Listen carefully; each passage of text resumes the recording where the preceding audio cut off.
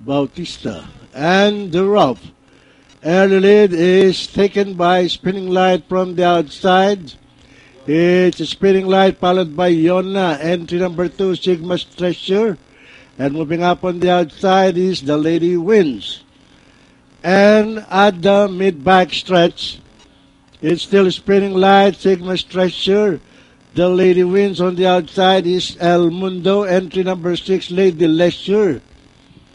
And nearing the pattern, there is still a Spinning Light in the lead, followed by Sigma's Treasure. The Lady Wins on the outside, El Mundo on the farther outside, Lady Leisure. And Yona moving up now on the farther outside, while entry number 1, Shout for Joy, is trailing the group.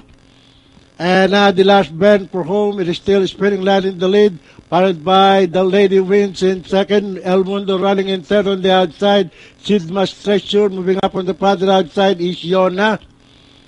And at the top of the stretch, it is still Spinning Light, followed by The Lady Wins and El Mundo on the farther outside, Yona. But it's still entry number 7 is Spinning Light in the lead, followed by The Lady Wins in second, El Mundo, Yona.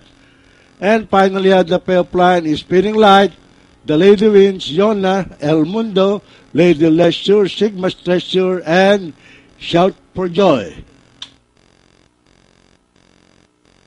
74356 order of arrival para sa ating unang karera. Only the second choice, number 7 Spinning Light.